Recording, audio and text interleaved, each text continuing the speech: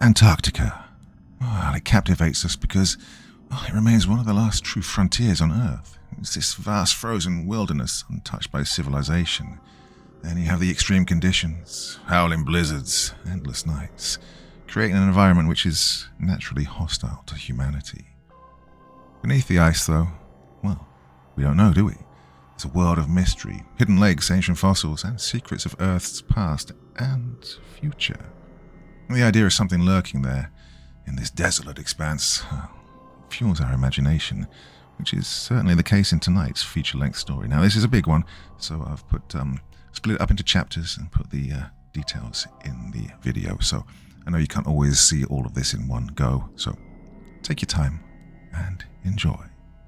Well, without further ado, here we go with I found a Soviet commander's Antarctica diary. Here are his stories. By Margot Holloway. Episode 1. The Ice Below. Translated and compiled by Dr. Adam Rourke, McMurdo Research Station, Antarctica, January 3rd, 2025. Well, I'm not a writer by trade, I'm a glaciologist, trained to read layers of ice, not human emotion. I specialize in subglacial formations and the long-term memory of the Antarctic ice shelf. The past, for me, has always been something that can be measured in microns of compressed snowfall. Well, that is, until now. On December 21st of last year, during a solo snowmobile survey of the Filchner-Ronne ice shelf, I picked up a cluster of anomalous radar returns from beneath a dune of Winsept Fearon. The echoes resembled architectural geometry, sharp corners, vertical walls, and a density inconsistent with naturally occurring ice cavities. I assumed it was an old research container or some Cold War debris, common enough in these parts. But what I found was different. And the structure was barely visible above the snowline, a squat, rust-caked building made of corrugated metal, its entrance nearly buried. No markings, no flags, no radio beacon. It didn't appear on any satellite surveys, recent or archival. Well, I spent over 2 hours clearing the entryway and forcing open the warped hatch. Inside, the temperature was well below freezing.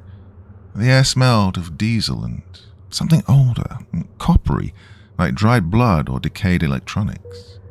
The interior was a single room, an iron cot bolted to the floor, a steel locker, a table with rusted tools, and a set of crates pushed into one corner.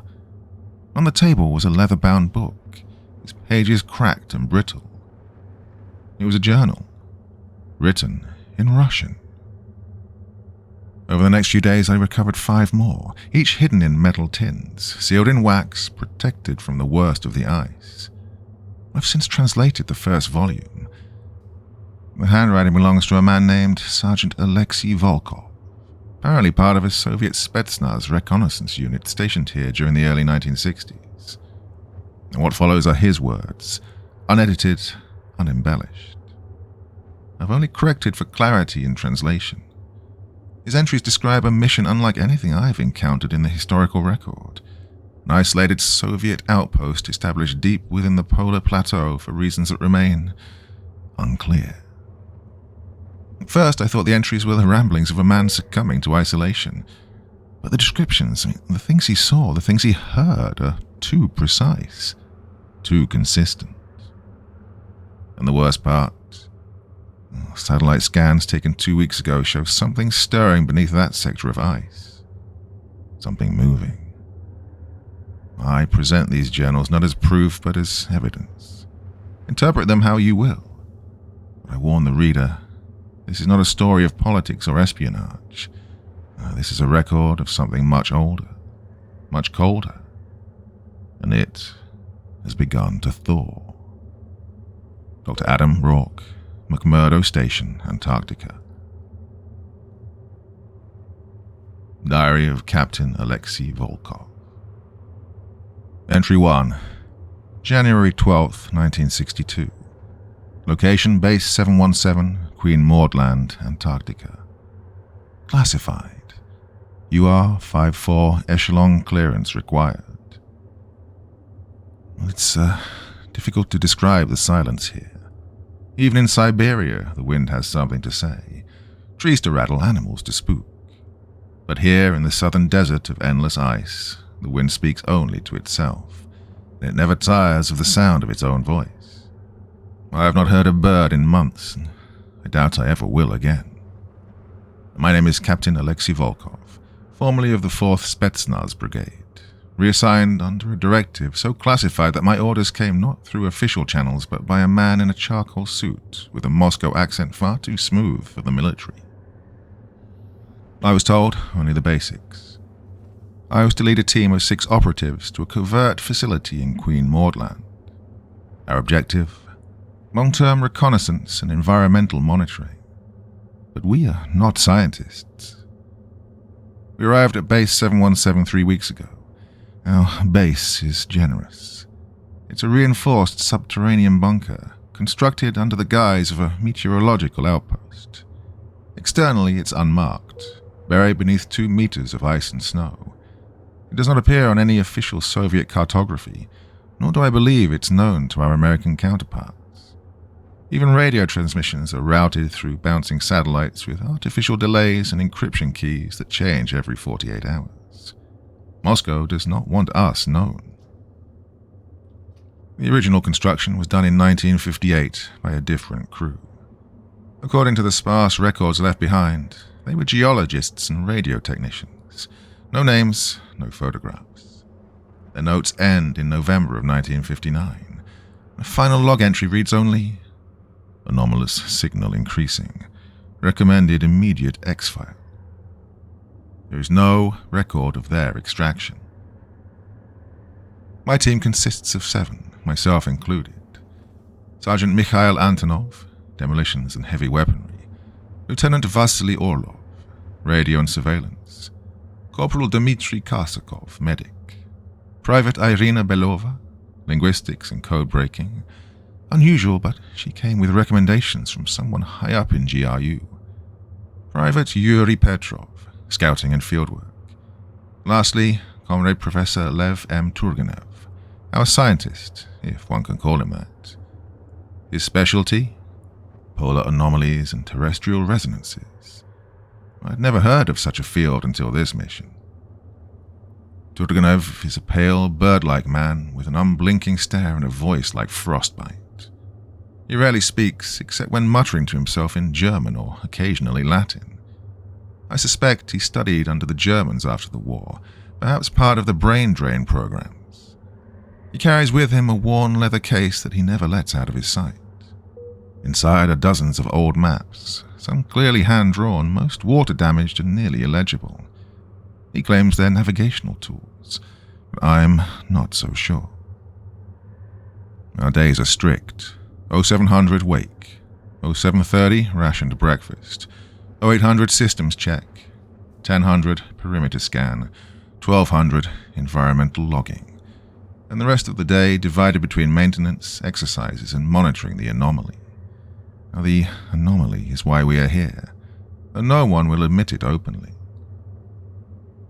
Roughly 19 kilometers southeast of Base 717, under the ice shelf, there's a heat signature. Stable, consistent, and entirely out of place. It pulses every 11.2 minutes. No seismic activity accompanies it. No emissions on any known frequency. But we know it's not natural. Every 72 hours, Turgenev leads an expedition to the location with 2 volunteers. They return, pale and shaken, refusing to talk about what they'd seen. Turgenev writes feverishly in his own leather-bound journal. I tried to read it once. It was written in a cipher I did not recognize. Life in Base 717 is claustrophobic. The walls sweat with condensation despite the temperature. There are days I swear I hear footsteps in the ventilation shafts. All the vents are sealed from within. Vasily says it's just the pipes expanding from heat, but I'm not so sure. Last night Yuri awoke screaming. He said he dreamed of a city made of black stone beneath the ice, and he described towers that bent in directions the human eye could not follow. He drew a crude map on the wall with charcoal before we could stop him. Turgenev took one look and turned white. He ordered it scrubbed clean. Yuri has since been sedated. It's been 34 days since our last contact with Moscow. We send updates on schedule, but we receive only silence, or rather what I thought was silence.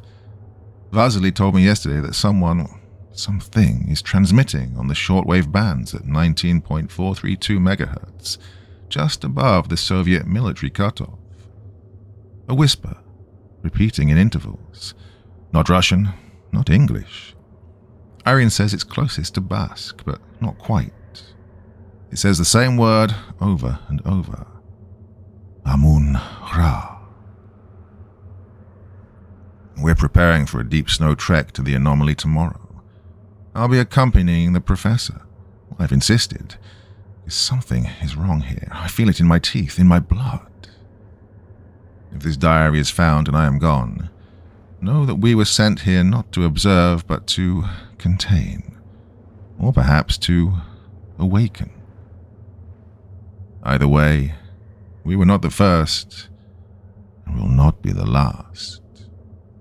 Captain A. Volkov, Soviet Ground Reconnaissance Division, Special Operation UR-54, Base 717, Antarctica. Dr. Adam Rourke, Translator's Note, January 5th, 2025. Well, I've only skimmed the first few entries, but already I can feel the texture of something strange lying beneath the surface. Something Volkov himself may not have fully understood when he wrote them. At first, the diary reads like any Cold War-era military log, rigid, terse, loaded with procedural detail. But in the margins between the lines, there's an uneasiness that grows like black mold behind a painted wall. There's one moment that sticks with me already, just a small passage. The ice moved in the night. Well, he doesn't elaborate, but I find myself wondering what he meant by that. Seismic shifts, melting and refreezing, or something else entirely. Whatever happened out there, Volkov didn't just record it, he felt it. And now, reading his words over 60 years later, I feel it too. Diary of Captain Alexei Volkov. Entry 2, January 14th, 1962. Location, Polar Outpost, Kovcheg 9, Antarctica. We leave at first light, if the winds permit it. Major Sokolov says we'll travel east-southeast toward Grid 17B, where the anomaly was recorded 3 weeks ago by the long-range magnetometer. That was during the last supply run from Mirny Station, before communications with Moscow became unreliable. He doesn't trust the equipment. They're old, repurposed from submarine detection arrays, but he trusts the numbers. The readings were too clean, too regular. Nature doesn't do symmetry, he said. He keeps calling it the pulse, a faint signal repeating every 91 seconds. Subsonic, non-directional, not a radio frequency. The sort of thing you feel more than you hear. There are 6 of us going. Myself, Sokolov, Kuryalenko, the radio man, Antonov, the mechanic, Isayeva, the geologist, and First Lieutenant Kozlov, our medic and moral compass. A good man and a religious one. He brought a small wooden cross and wears it tucked into his uniform. I do not think the party would approve, but nobody's watching us out here. Or maybe something is. The weather has shifted. Barometric pressure is lower than it should be. There's a strange stillness today. No wind, no creaking ice, just silence. As if the continent feels like it's holding its breath. We spent the morning loading 2 over-snow vehicles. One STZ-5 tractor, modified for cold, and a sleigh-style cargo trailer pulled by a second vehicle. Rations for 10 days. Enough kerosene to bring Stalin back from the dead. Sokolov made us triple-check every seal and valve. And out there, something as small as a cracked fuel line becomes your tombstone. I walked out to the perimeter fence alone before dinner. The dogs wouldn't come with me. They just stared across the ice shelf, ears flat, heads low, tails still. Out there, the horizon never changes. It's like looking into the face of death and seeing only your own reflection. Now, about the base, Kovcheg 9. I suppose I should explain more for whoever reads this, if anyone ever does. Kovcheg 9 isn't an official station, not even on our own maps. It's buried beneath 40 feet of ice and rock, with only the radio mast and vent shafts visible from the air. It was built in 1957 by the Special Reconnaissance Division of the Soviet Navy, supposedly for deep seismic research, though none of us really believe that. There are whispers among the older officers that it was constructed atop something older, that the Americans know about it, that we found something here back in '58 and have been keeping quiet about it ever since. I've heard stories in the mess hall. A drilling team vanished. A man walked back to base 3 days after he was declared frozen, and never said a word again. I used to laugh at such stories. Now I'm not so sure. Preparations. Kuryalenko has packed extra copper wire. He says the magnetometer might need a field adjustment. Isayeva insists on bringing ground-penetrating radar equipment, even though it's temperamental in the cold. She says the ice is too clean near Grid 17B. No fractures, no sediment drift. Like someone polished it. Antonov mutters when he works, usually in Ukrainian. He believes we're cursed. He said the ice has memory and it remembers what lies beneath. I told him he was being superstitious. He spat on the snow and didn't answer. Before bed, Kozlov led a quiet prayer for the group. Sokolov didn't stop him. He just stood by the window, staring into the dark, smoking his last cigarette. We leave at 0500.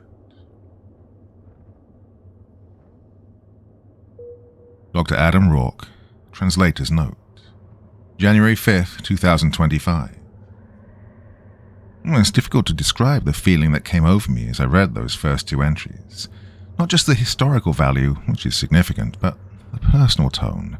How intimate it felt, like overhearing a confession no one was ever meant to hear. Volkov was methodical, clearly educated, but something in his phrasing felt haunted. The location he described matched a shelf near the Shackleton Range. The anomaly. The ice there has always read strangely on our sensors. Denser, older. Some of us joked about buried Nazi bunkers or alien monoliths. I never thought someone had actually been there, let alone that they'd written it down. Well, there were more entries. Diary of Captain Alexei Volkov. Entry 3, January 14th, 1962. En route to Site K-84. Snow began falling not long after we departed base camp. Fine and powdery, carried sideways by winds sharp enough to peel paint. Visibility was patchy from the start. I kept hoping it would pass, but it didn't.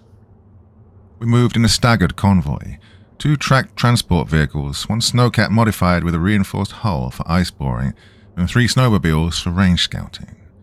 I took the lead with Major Orakov in the second vehicle behind me, silent as ever. It should have been routine. 4 days in, 4 days out. We'd done far worse in the Ural Mountains. But Antarctica isn't the Urals. There's no topography here to orient by, no tree line to gauge distance, just the white and the cold and the sky that never really darkens. Somewhere around hour 6, we lost radio contact with the rear snowmobile. The signal just vanished. We doubled back, 10 minutes tops. Found it still running, partially buried by a wind-blown drift. No driver. Private Petrov had vanished.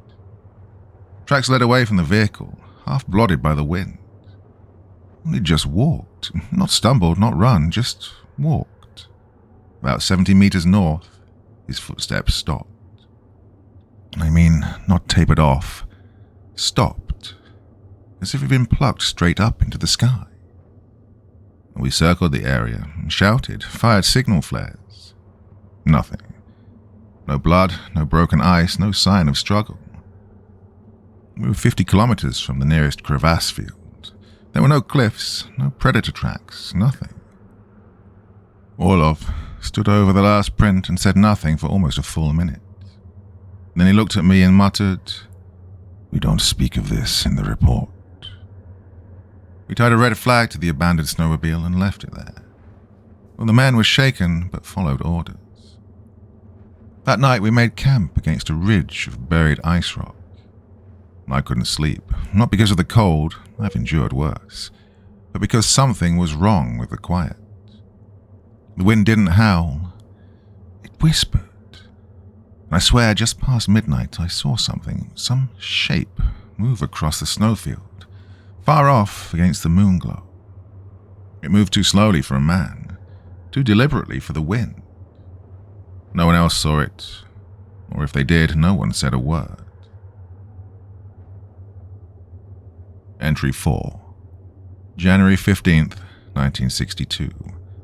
Arrival at Site K84. We reached the coordinates at 0630. The sun never fully sets this time of year, but the sky seemed dimmer, grey, like the colour of old bones. The building was exactly where command said it would be. No markings, no flag, just a squat, windowless structure half swallowed by the ice. Concrete reinforced with metal. Soviet design, but off, too angular, too low to the ground. No signs of previous habitation, no radio beacon, no power. It shouldn't have existed. I walked the perimeter first. The walls were ice-pitted, but intact. One steel door sealed with a thick lever. We had to torch the hinges. Inside. A narrow entry corridor leading into a central chamber. Concrete walls, frost slick and bare.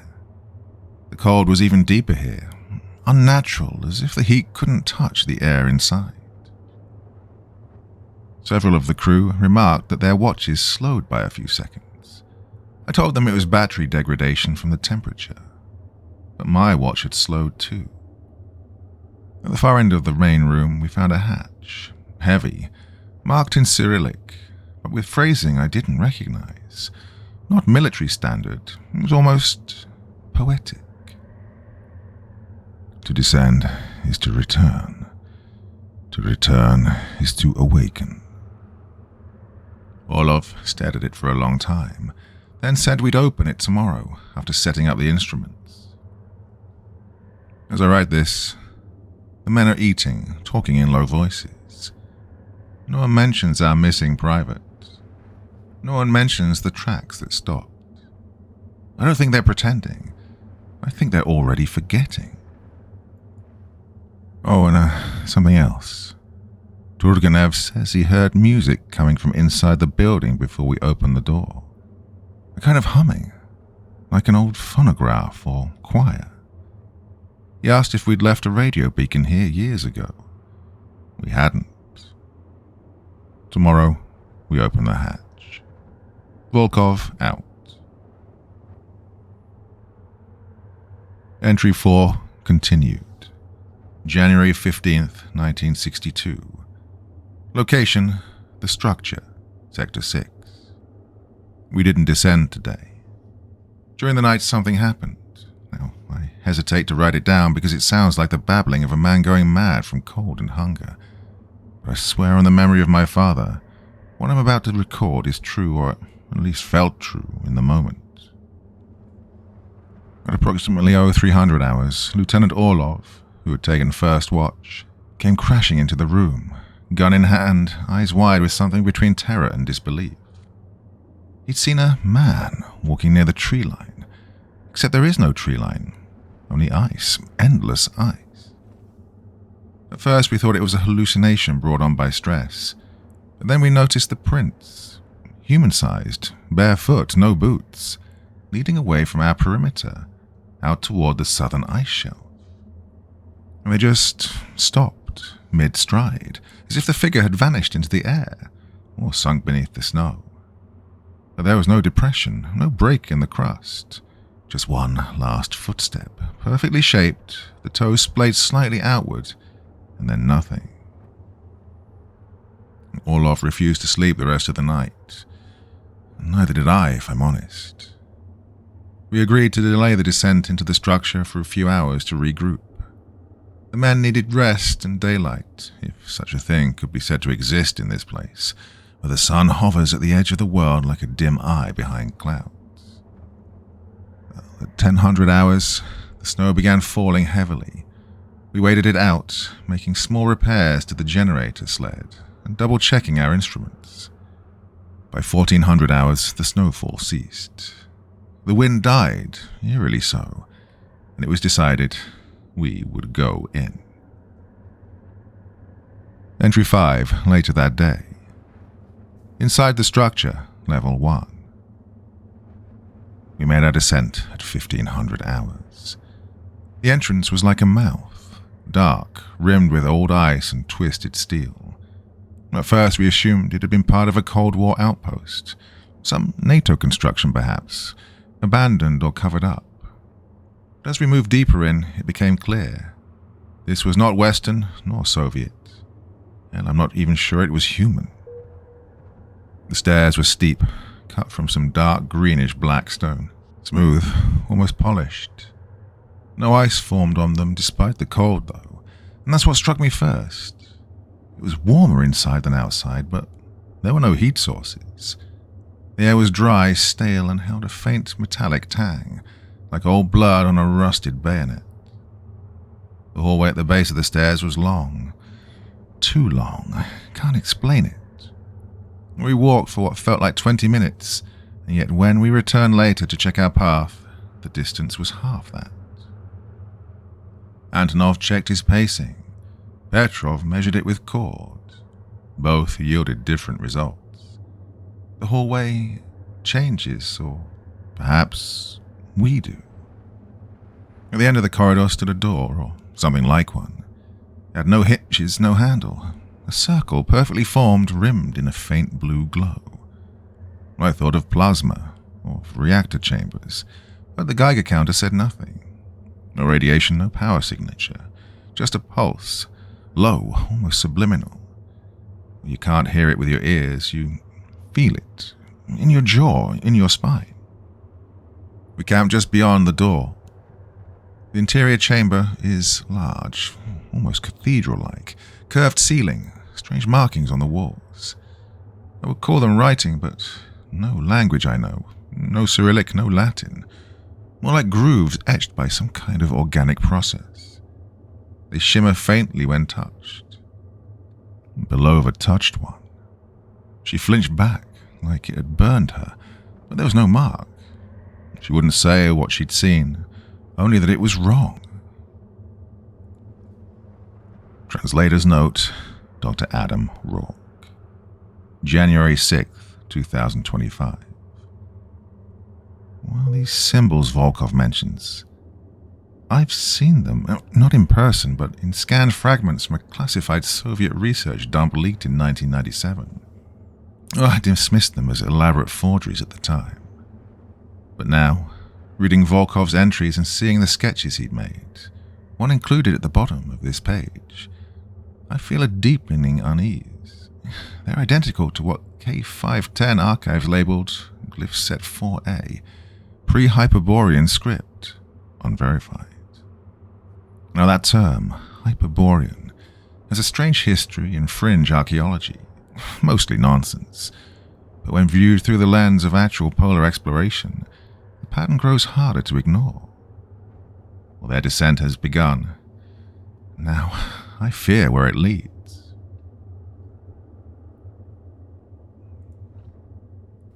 Episode 2. Antechamber. Dr. Adam Rourke, Translator's Note. January 6th, 2025. Well, I've spent the last few nights reviewing the same 5 pages of Volkov's journal. They don't change, at least I don't think they do. I find myself reading them as if for the first time each time. Familiar phrases twist on the second reading. Details seem misplaced. I even marked one line in pencil that now isn't there at all. Well, I've begun misplacing things. My thermos, a thermal glove, my USB stick. But they always reappear in the place I first looked. It's nothing dramatic, just enough to make me question myself. More troubling is that I've started dreaming in Russian. Well, I speak it conversationally, but in the dreams I'm fluent. Not just fluent, I'm thinking in it. Last night I was underground, in a black hallway, listening to something breathe behind a steel door, and I whispered, "Oni slishat nas." They hear us. I woke with a nosebleed and a strong smell of ozone in the air. There's no electrical issue in my quarters, I checked. The dreams don't feel like dreams, they feel like memory. Oh, and the people he mentions are no longer the ones who started the mission with him. Well, I continue translating. Diary of Captain Alexei Volkov. Entry 6, January 16th, 1962. Location, substructure interior. I spent most of the last 12 hours trying to reason through what I've seen. I keep telling myself that exhaustion and cold are exaggerating the effect. I remind myself that architecture can be deceptive underground, that spatial intuition falters in the absence of the sky. But I know what I felt. I know what I measured. The interior of the structure is larger than the exterior, measurably so. Our initial estimates, based on pacing and cable length, suggest that the main corridor extends over 70 meters. Yet the building above ground, the entry hall we found in the snow, could not have been more than 30 by 30 maximum. And the geometry, it isn't consistent. At first we marked our path carefully with chalk and line, standard procedure. But on our third circuit we passed a branching hallway we hadn't noticed before. Ivan swears it was not there. The air inside is warmer, but not by much, enough to fog our breath inconsistently. There are no heat sources, no evidence of energy use, and yet the walls, still that seamless black stone, feel faintly warm to the touch. Yuri tried to make light of it, said maybe we'd discovered some ancient geothermal station built by a forgotten civilization. Oleg didn't laugh. He just stared at the wall like he was trying to see something in it. He's the most tightly wound of the team, but I noticed his hands trembling slightly when he reached for his canteen. Well, we've taken photographs. They don't come out right. The flash reflects too strongly, or not at all. Details blur at the edges, and in one Boris appears twice, from two different angles as if the shutter caught two timelines. Probably a fault in the film or the lens. It has to be. I asked Boris to review the images himself, and he wouldn't look. Said they gave him a headache. The deeper we go, the more our instruments lose reliability. Compasses spin, watches lag, even our voices carry strangely. Echoes don't return correctly. Sometimes they seem to come back faster, too fast for the space, or at the wrong pitch. We agreed to set up a small camp in a rounded chamber near what appears to be a central corridor junction. We took shifts sleeping, with Ivan on watch first. I woke up to him calling for Andre. Andre was gone. We searched, no signs of forced entry, no drag marks, no equipment missing. His flashlight and personal radio were neatly placed by his bedroll, as if he'd simply stood up and walked off. But the most disturbing part is what we found when we traced the corridor closest to our camp. About 30 meters down, the line we'd marked, our guideline rope, was severed. No, not frayed, clean, as if cut with surgical precision. It lay on the floor in two pieces, perfectly aligned, the severed ends not even curled from tension. The chalk marks we'd made along the wall were wiped clean, in one place replaced with a single, unfamiliar symbol. Like a spiral with branching lines, almost like a nervous system. Oleg refused to go further, said he'd heard something moving in the stone. Not behind it, but in it. I told him to stay put, and I took Yuri and Boris with me to sweep the passage. We found nothing, but my boots kept slipping, though the floor was dry. I felt like gravity was subtly misaligned. The ceiling seemed to tilt, but only when I looked at it directly. When I turned my head slightly, it appeared level. When we returned, Oleg was seated on his bedroll, whispering to himself in Belarusian. I know a little, just enough to understand fragments. Something about mouths in the cold and dreams that remember you. I recorded that part in my field journal. Well, I don't even know if he knew we were there. Well, we've lost Andre, that is clear. Whether he wandered off, fell into some unseen shaft, or something else happened, I cannot say. But morale is deteriorating. Trust is thinning, and worse, I've begun to forget things. Nothing major, just little things. I misnamed Yuri twice today. I found my field knife in a pocket I never use. I wrote the date wrong in this entry 3 times before correcting it. I tell myself it's stress and fatigue, maybe low oxygen, but we've been in worse situations before without this kind of confusion. We will continue tomorrow. I want to mark the deeper junctions, perhaps find a lower level. If we do not locate Andre soon, I will recommend extraction. Assuming we can find our way out. Captain A. Volkov. Dr. Adam Rourke, Translator's Note. January 7th, 2025. Well, this is weird. I don't know what it is, but it's getting harder to separate the entries from my own thoughts. I'd meant to transcribe Volkov's 6th entry this morning, but when I opened my notes, I found the pages were already typed out. Honestly, I don't remember writing them. The timestamps on my laptop say I worked through the night. I have no memory of doing so. I've also begun dreaming in Russian. It feels like that already happened yesterday, but God, I'm not so sure of anything right now. Anyway, my dreams, it's not phrases I've read, but conversations that feel familiar. There's a voice I recognize, though I can't place it. In one dream, it asked me if I'd look behind the wall. I woke up with blood on my knuckles. I must have scratched myself in my sleep, though I don't recall having a nightmare. I've noticed something else. The walls of the lab feel too close lately. The angles in the hallway outside my bunk don't meet the way I remember them. I caught myself counting the tiles on the ceiling 3 times this morning. Each time the number changed. I think I need some sleep. Maybe I need to stop reading this diary for a while. But I know I won't. Rourke. Diary of Captain Alexei Volkov. Entry 6. January 16th, 1962. Location, substructure interior. Well, Levchenko is gone. There was no sound in the night, no struggle, no cry for help. Just mourning and an absence. His sleeping bag was zipped shut, tight and undisturbed, but empty. His boots were lined up beside it, socks still tucked inside, the way he always arranged them before sleep. His pack sat nearby, untouched. He'd not taken his gloves, and his ration tin remained sealed. We searched the corridor outside the chamber, spreading out in pairs, calling his name down each branching passage. No footprints in the dust, no sign of forced movement. Only the usual subtle currents of stale air, the sense of being inside something that's not asleep, but waiting.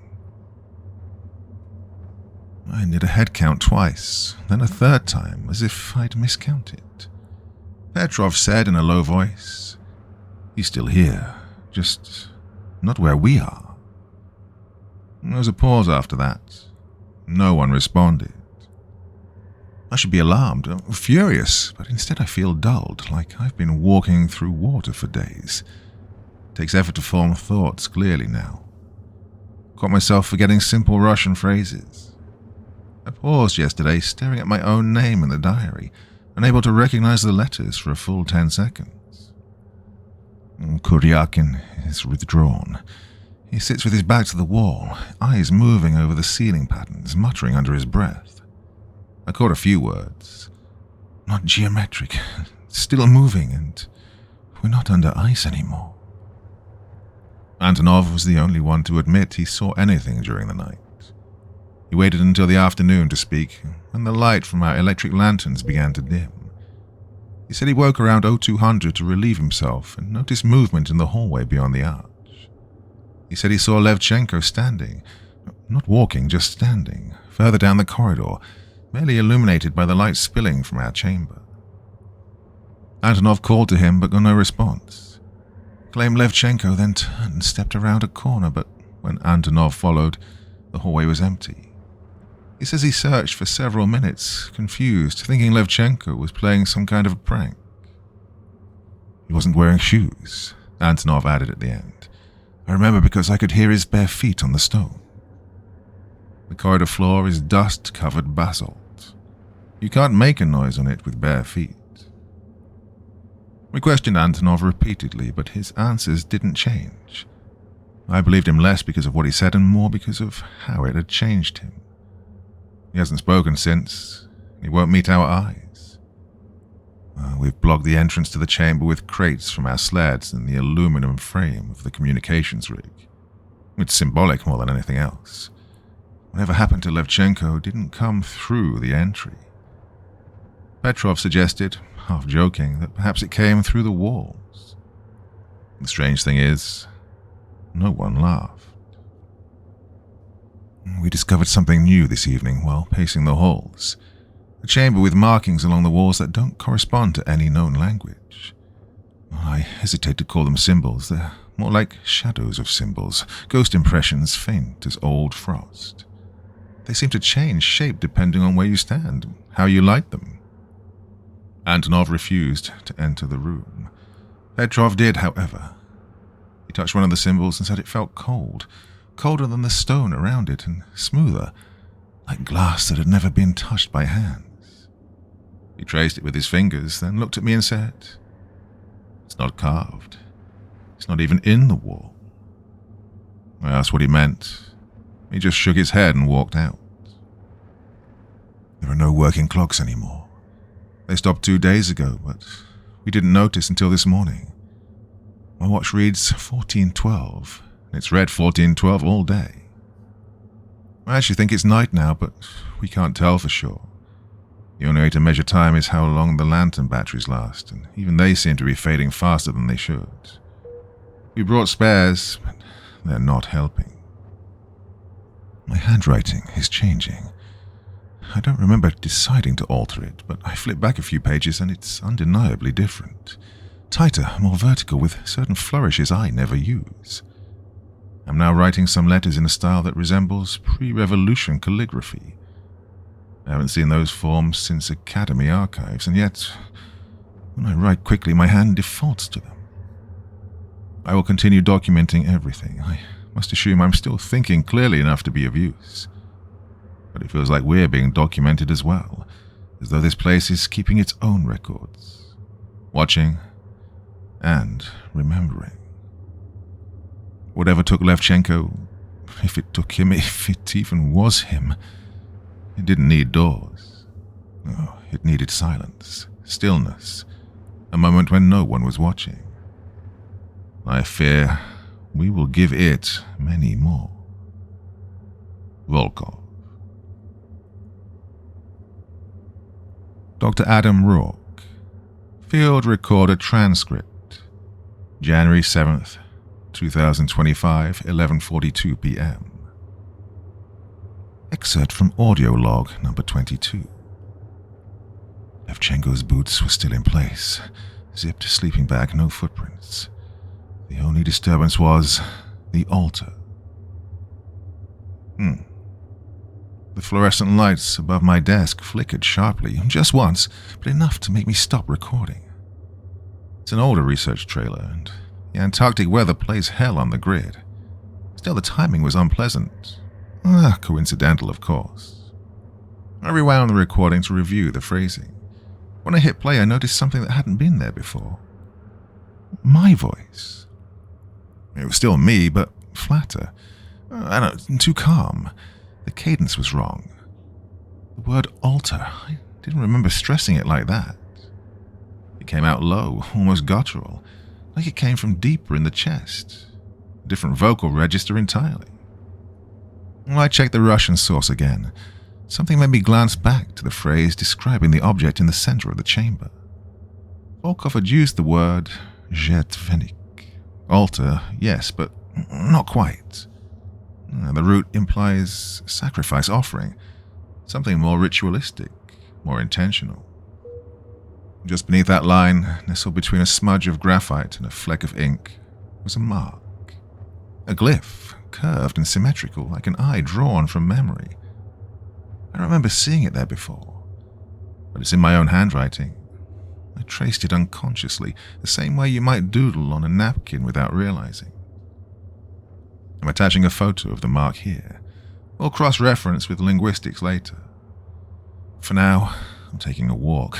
I need air. Or whatever counts as air when it's minus 38 degrees centigrade and the sky won't look you in the eye. Rourke. Diary of Captain Alexei Volkov. Entry 7. January 17th, 1962. Location, primary chamber, undesignated structure Delta 01. I do not know how long we walked. My watch has stopped again. No, not due to cold. The gears turned, but the hands refused to move. We continued deeper, down corridors that subtly curved, yet never sloped.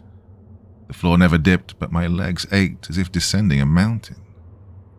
The walls bore the same textureless grey, like poured stone smoothed by thought rather than hand. And then the hallway widened. We entered the chamber. I cannot describe it fully, though I will try, if only to convince myself it was real. It's spherical in shape, vast, perhaps 200 meters across, but that's a guess born of panic, not measurement. There were no visible seams, no junctions, no rivets, no transitions between wall and ceiling and floor, just a continuous curvature that tricked the eye. We stood at what might be called a balcony, a narrow shelf of floor suspended partway up the interior curvature. Below us, stretching down into impossible depth, was a smooth black floor that appeared more like a liquid surface than a solid one. Not glossy, reflective in a way that defied light, but not shape. In the center of it, rising like a monolith from the middle of a pond, was the object. Black, towering, perhaps 15 meters high. Its surface was flawless, but it shimmered subtly as if it rejected light rather than absorbed it. Cast no shadow, yet appeared darker than anything around it. A paradox wrapped in metal, or not metal. It looked like a cocoon, or an altar, or a sealed sarcophagus built by something that has never died. We stood in silence. Even Sokolov didn't speak. No one dared take a step closer. Then Mikhailov began to weep. Not loudly, just a single sound, like a choked breath drawn through clenched teeth. I turned and found him staring at the obelisk with wide, tear-lined eyes. I asked what was wrong, and he shook his head, slowly, mechanically. "She's in there," he said.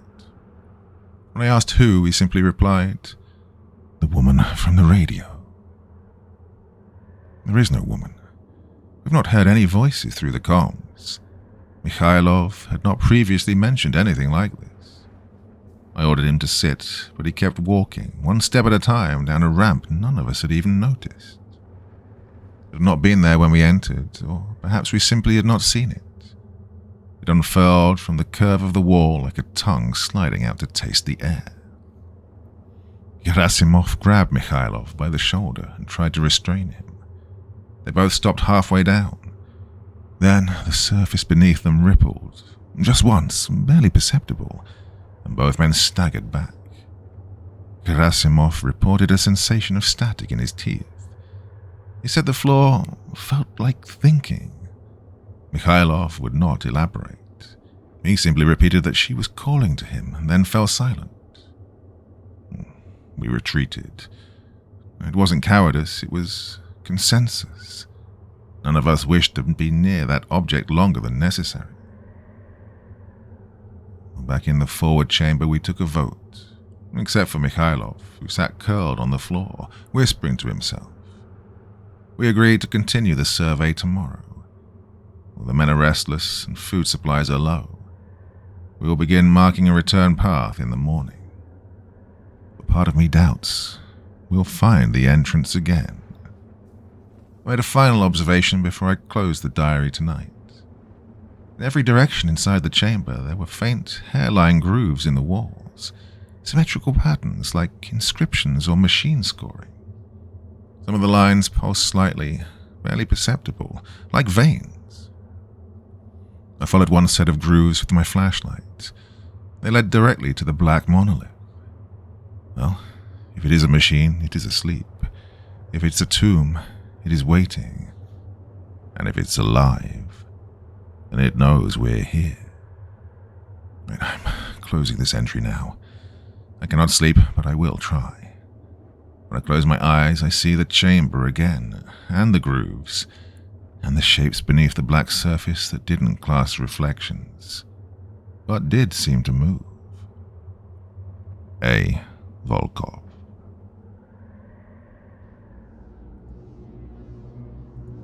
Episode 3. The Echoing Cold. Dr. Adam Rourke, January 8th, 2025, 4:11 a.m. Well, I had the dream again. It wasn't like before. There was no setting, no light, just pressure. I had a voice. I knew it was Volkov, somehow. He stood across from me in a space that didn't have distance. I could see his lips move, but the sound came from behind me, or maybe through me. I didn't understand the language. It might not even have been Russian. I woke up sweating, my tongue felt swollen. I think I bit it in my sleep. Oh, yeah, I found this note just now, folded into the diary. It's in my own handwriting, but I don't remember writing it. They are behind the ice. No punctuation, no context, just that. I know it's my handwriting, but it feels wrong. My letter R looks slightly off, like I was copying it, or my hand wasn't entirely mine. I checked the time. It's 4:11 a.m. now, but the sun is up. I could have sworn it was night when I lay down. My laptop clock says 9:38 a.m. My watch is dead. God, don't know what's going on. The heaters were off when I woke. The temperature dropped below zero in the lab. My breath fogged in the air, but the generator log shows no interruption. But I checked it 3 times. I've tried to transcribe Volkov's next entry 4 times now. Each time the sentences changed slightly. One version I used a word I had to look up. Phosphine. Don't know why Volkov would have known that word. Well, the original Russian is still the same, I think. I'm going to take a break. Step outside. I need some fresh air. Diary of Captain Alexei Volkov.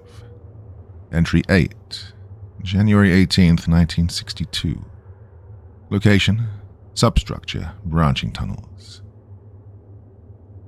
We have left the antechamber behind. The spherical room was a kind of threshold. I feel that now. What lies beyond it, I don't know how to describe it even to myself. There are no maps to guide us now, no plans, just tunnels that seem to branch and curve with no architectural logic, smooth as glass in places and lined with that matte black stone elsewhere. Still without tool marks, still wrong. Pavlichenko swore the floor felt soft underfoot. Ivanov claimed the ceiling pulsed slightly when no one was looking at it. We are not all experiencing the same structure. The air is heavier here, warmer in patches, like we've entered a different thermal system. It makes no sense. The geothermal activity in this region has never been recorded, and yet some walls exhale heat, Others are so cold they cause our breath to freeze mid-air and drop like glass beads. We split into 2 groups for an hour. I led mine down a narrow throat of corridor that opened into a vaulted space. Possibly natural, though I doubt anything here is. The walls were rippling like light underwater, but when I reached to touch the surface it was dry, smooth and solid. When I turned to ask Ivanov if he saw it too, I realized I was alone. When he reappeared seconds later from the opposite side of the room, looking dazed, he asked me why I'd walked away without saying anything. But we had never separated. The fragment was embedded in a column at the far end of another corridor. A black shard, smooth, curved like a broken blade or a splintered piece of armor. It was faintly warm to the touch, but only for me. The others said it was cold. I told them not to touch it again. When I held it in my hand, I saw a flicker like an after-image imprinted behind the eyes. A hallway, a vault, a screaming face. None of it mine. None of it now. I put the shard in my rucksack. I don't know why.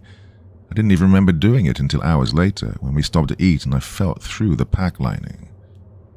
God, I'm certain it wasn't that large when I first picked it up. Well, time is slipping. Kostin claims we've only been walking for 2 hours. Ivanov insists it's been closer to 12. My own watch reads 3:57 and has for some time. No one recalls sleeping or eating. The logbook we've been keeping as a group, our hard copy backup, is now missing entire sections. Not torn out, just unwritten. Pages filled with our own handwriting, but no content. Sentences that begin and trail off. One page just reads, "The cold is the memory." Pavlichenko admits to writing it. He says he doesn't remember why. He asked me earlier what Levchenko's first name was. I couldn't answer. I've known Levchenko for 5 years. We trained together in Murmansk. We fought together in Karelia. I remember the shape of his voice, the way he rolled his cigarettes too tight. But his first name, it's gone. It's missing. Like it was never real to begin with. I overheard Ivanov speaking to himself when he thought no one was listening. His voice was low, but the cadence was strange. Measured, rhythmic, like reciting something. Not Russian, not anything I recognize. When I confronted him, he smiled. Not nervously, not defensively. Like he knew something I didn't. And he told me, there's no way back through what was. And he asked me what my first name was. At night, or what we assume to be night, some of the corridors echo, but not from us. We've stopped marking our path, because the marks vanish behind us. Something's wrong with the walls. They remember.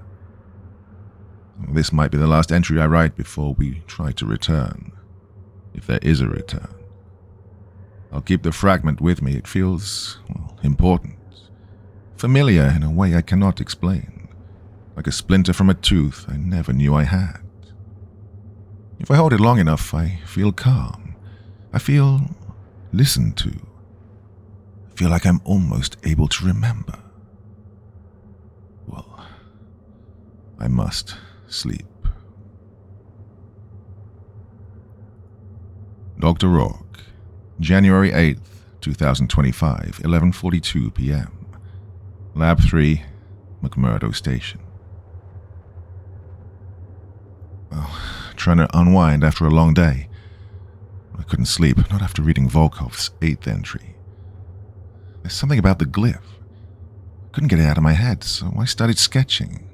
Mostly from memory, not trying to replicate it exactly, but when I compared it to the original in his diary, mine wasn't the same. Well, not just different, more complete, more intricate. I turned the page and there it was again. A more elaborate version traced out in pencil. I don't remember drawing that one. And it's my handwriting, yes. My line weight. But the glyph, it's almost as if it evolved, like it finished itself when I wasn't looking. I scanned back through my notes, found a second copy, page 14, top corner. I don't even remember opening that page today. I showed it to the station's linguist this morning as a curiosity. She thought it looked vaguely proto-Elamite, but inverted. Well, she couldn't explain why it unsettled her, just that she felt a headache behind her left eye while looking at it. Said it reminded her of cave paintings she'd seen in Chile as a grad student, ones that weren't supposed to exist. I've shut the journal now, closed it, tucked it away, but I still feel it. Like it's burned into the backs of my eyelids. I wonder if you heard that. There's something in the lab. Not someone, something. No, nothing. Probably just the autoclave cycling or... Okay. Alright. That's enough for now. Diary of Captain Alexei Volkov, Entry 9, January 19th, 1962. Location? Unknown. We have not seen the sun in... I don't know. Thought I could track the days by the logs, but the ink in my watch has bled and the hands have stopped. My wrist is raw where I keep winding it. The radio is dead. It isn't damaged, no wires severed, no frostbite inside the housing. Just silent. The batteries are full, but there's nothing, not even static. Kirov spent the morning dismantling and rebuilding the unit piece by piece in the far corridor, away from the others. When he returned, he didn't speak, just handed me his notepad. It looked like a full report, pages of neat handwriting in what resembled Cyrillic.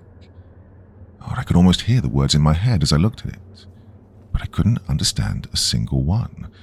Not Russian, not anything. I showed it to Vasin. He just nodded and muttered, "It's beautiful." Well, it's not beautiful. It curls at the edges when I try to read it, like the letters are alive and want to twist out of my grasp. The walls have changed.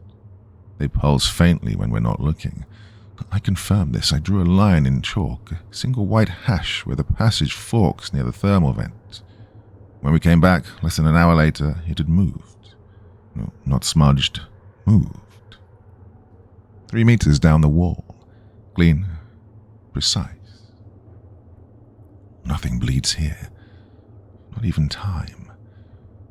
Private Antonov. We all remember him, I think. Started using different names for each of us today. He called me Egorov. Called Vasin Commissar. When I asked him why, he said, "Because that's who you were yesterday." Well, I laughed. He didn't. The others don't talk much now. Even when they do, I can't always follow. There's a lag, like the words reach my ears too late, or too early. Sometimes I respond and only realize afterward that no one had said anything at all. With the morning ration, I caught myself eating with my gloves still on. I didn't taste the food. Later I found one of my own reports tucked into the side of my sleeping bag. The handwriting was mine, dated January 21st, but it's only the 19th. And I swear I don't remember writing it. Well, I won't read it yet. Kirov burned his diary last night, claimed it was mirroring him, that it copied his thoughts before he wrote them. I didn't stop him. I wanted to, but I didn't. We tried to mark our path back to the antechamber. Red trail markers, plastic with metal hooks, standard issue. But the path back wasn't the path we'd taken in. The walls had shifted. Vasin said, "It's like being inside a lung." I had a thought earlier, but it's gone now. It was important. Maybe about the fragment, or Levchenko, or the surface. And it slipped from me like breath in cold air. Visible for a moment, then nothing. I'm beginning to worry we're becoming parts of this place. Kirov whispered to me last night. He thought I was asleep. He said, We didn't find this place. It called to us. I told him to shut up, but I don't think he heard me. Well, there is something else too. I hesitate to write it. Sometimes, briefly, I see another version of us reflected in the black glass of the walls. Well, we're older, dirtier, our faces are thinner, our eyes hollow. But we are standing still, as if waiting, watching. I don't know how long they've been there, but every time I pass, they're a little closer to the surface. I looked at my reflection today and didn't recognize the face. I don't know if this is still me. January 9th, 2025. Audio recording transcript. Fragmented log, number 17. Timestamp indeterminate. Okay, this is Dr. Adam Rourke. Mid-morning, I think. I've had some difficulty keeping track today. Woke up just after sunrise, or what passes for it down here. There was frost on the inside of the lab windows. I swear I turned the heater on before bed. I found more pages, not in the original journal, no. These were loose, folded, water damaged, but here's the strange part. They're in my satchel, the one I use when I go out with the radar gear.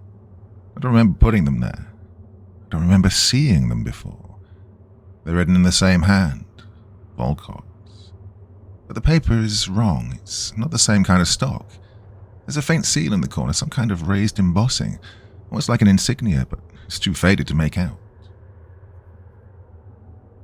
When I started reading them aloud to record, my voice... something about it. Well, I stopped the tape, replayed it. I sound hoarse, like I've been chain-smoking, or like I'm someone else entirely.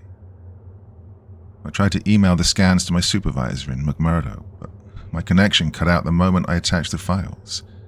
Nothing else dropped, just the data transmission.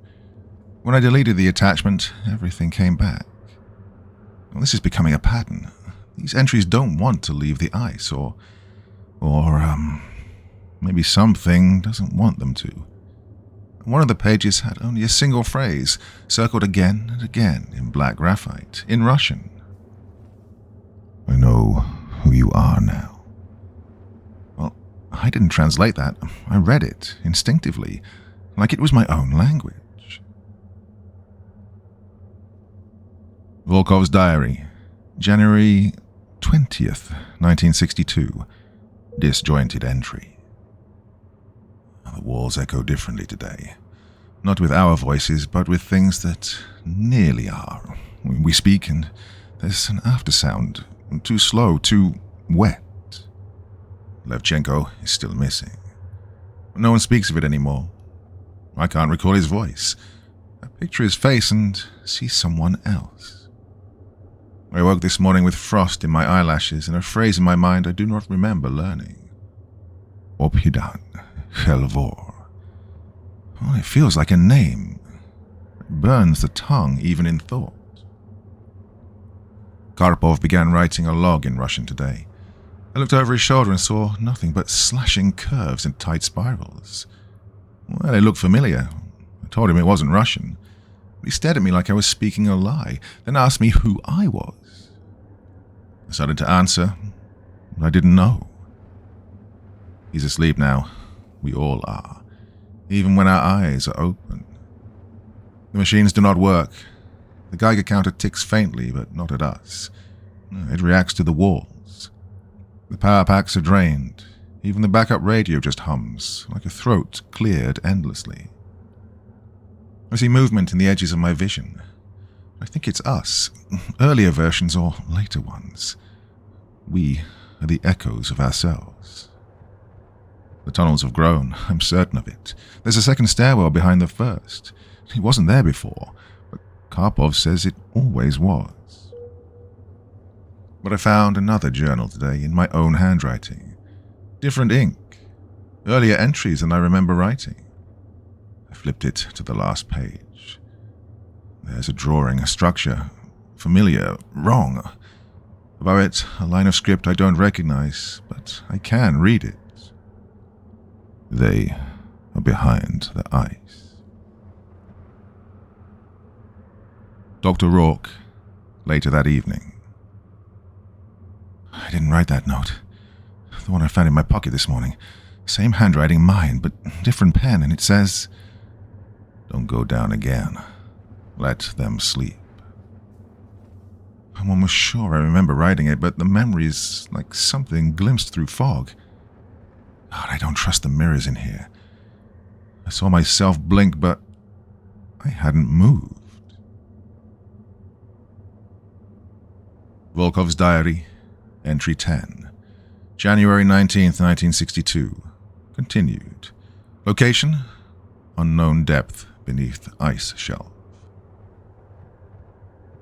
I do not know if this is the second entry today or the third. I've written the date again because I no longer trust the pages that came before. Something in my mind is softening, fraying, like rope rubbed against stone. We are deep now, deeper than we intended, deeper than any drill chart or glaciological model can account for. Yet we walk, and still the passages stretch onward.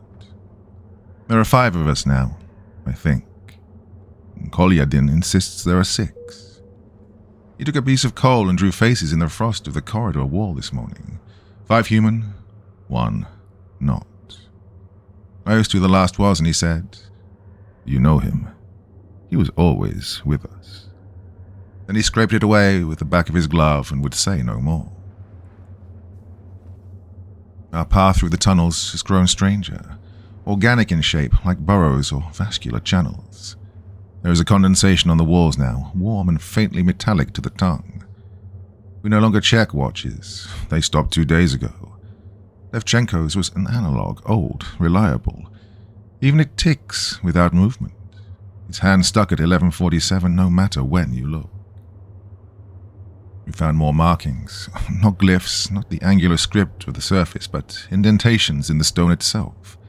Concave spirals, shallow bowls with tiny hair-thin cuts that branch outward in fractal patterns. They glow slightly when we approach, or perhaps we imagine this. Sorokin tried to take a rubbing, but the paper blistered. There's an awareness in this place, the way sound travels or doesn't, the way shadows lean toward us rather than away.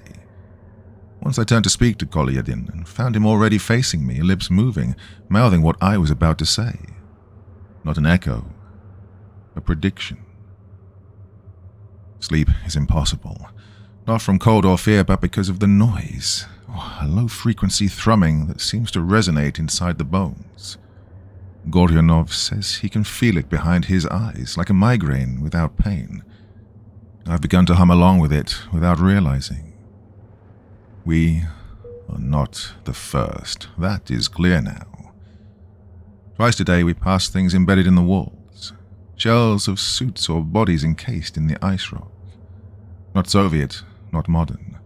One bore symbols I could not recognize, interlocking loops carved into a shoulder plate of something like bone or ivory. The figure inside was not human. Its limbs were too long, its face hidden behind a cracked helm. When I blinked, its position had changed slightly. I said nothing, and later, when we passed it again, it was gone. I believe we're walking in loops. All the tunnels are moving around us. Our trail markers vanish after an hour. Ropes are useless, stretched taut in one direction, and when we follow them back, they end in walls. We no longer speak of escape. We don't even ask what the mission was. There was something about radar or energy readings. We came because of a signal, but I cannot remember its sound. There are thoughts in my mind that are not mine. Memories of a city of black stone beneath a boiling sky, of towers that grow like coral, of beings that drift, enormous and slow, singing names in tones that melt metal. I do not know where I learned these images. I see them when I close my eyes. They are beautiful and wrong. This place does not want us here, or perhaps it wants us exactly here. Kolyadin sits in the corner now, smiling with tears on his face. He holds a fragment of something, some device or relic. It pulses with a dim red glow, and he murmurs to it like a lover. I will not stop him. We have no orders that apply anymore. I write this not for command, not for history, but for myself. If I am still myself. If I do not remember my name tomorrow, let these pages serve as my anchor. Let them remind me. I am Captain Alexei Volkov. I was born in Minsk. I served the Soviet Navy. I had a sister named Irina. I am human. I must keep writing that. I must believe it. Because there are moments now when I see my reflection in the frost, and it does not move when I do. Tomorrow, we descend again. There is another chamber. We hear it breathing. God help us. A. Volkov.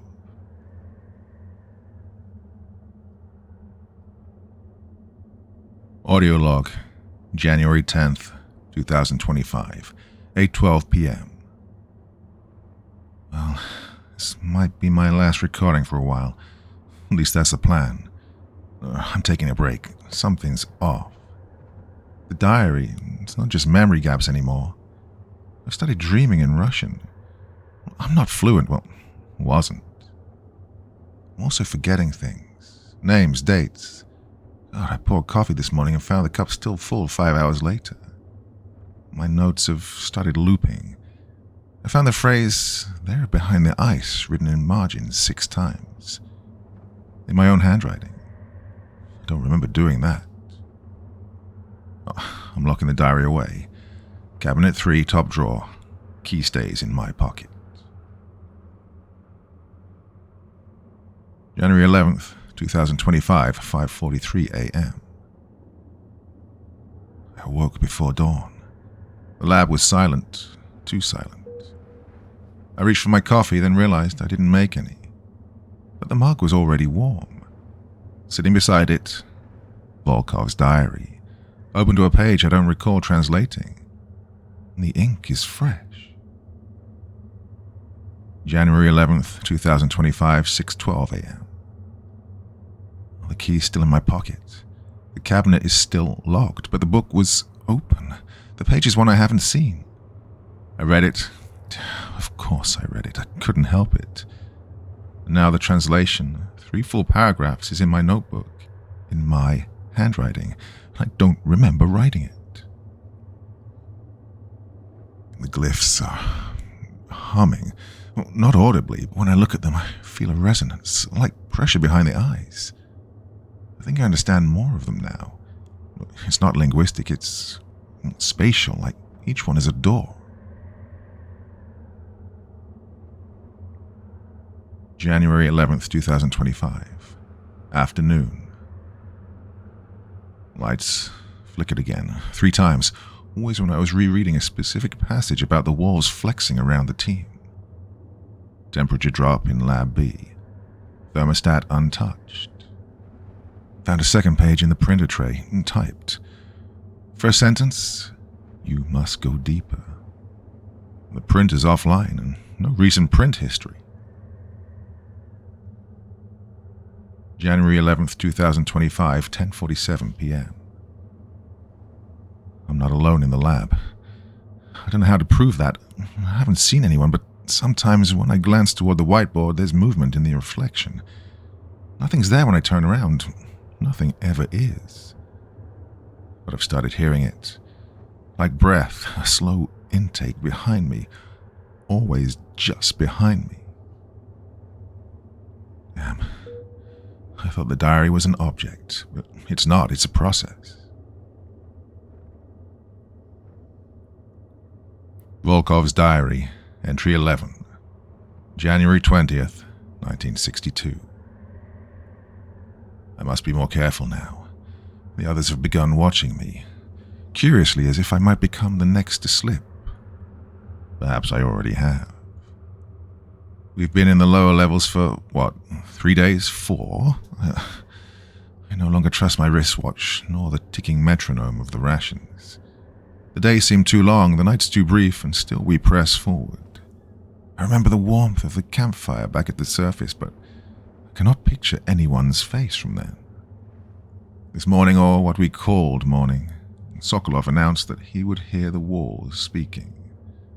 We just finished mapping a corridor that doubled back on itself, an impossible topology, like we were walking in a folded ribbon of space, when he froze.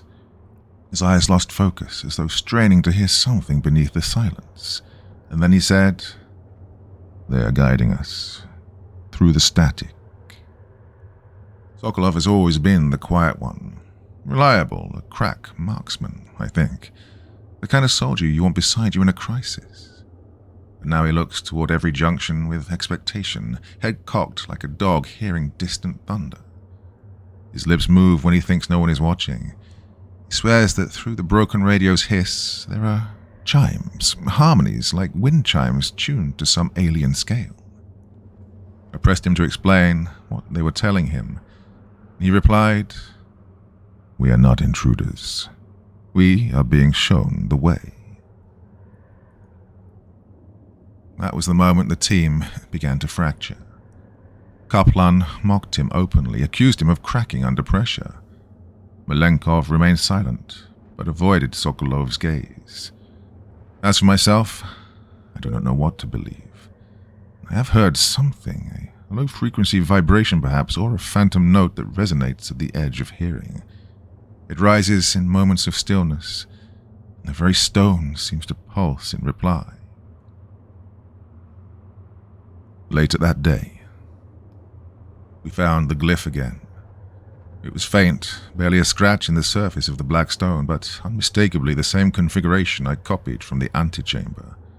An array of interlocking loops with an elongated hexagon, but this time it was accompanied by radial lines.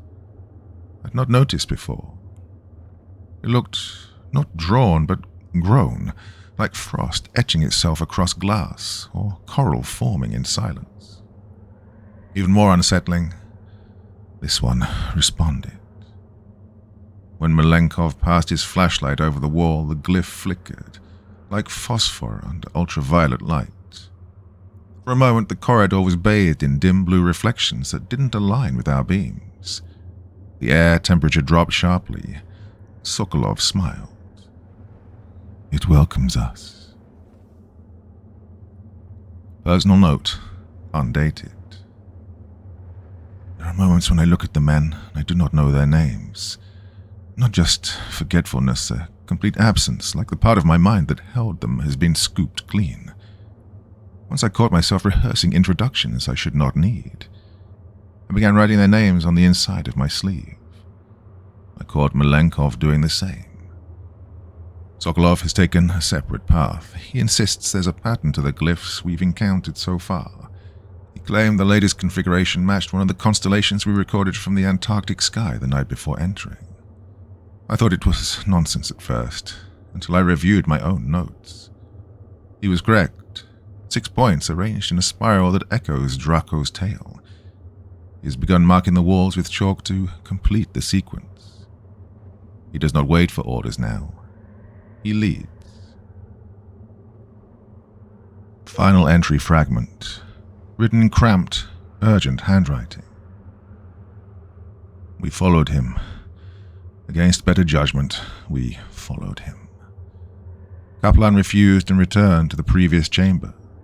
That was 2 hours ago. No, longer. We heard nothing.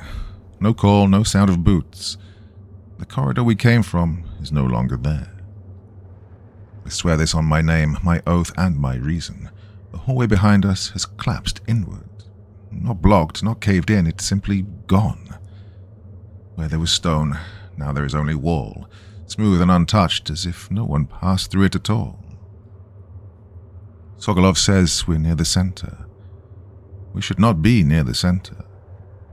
The air smells faintly of ozone and something older. Salt, maybe, or copper.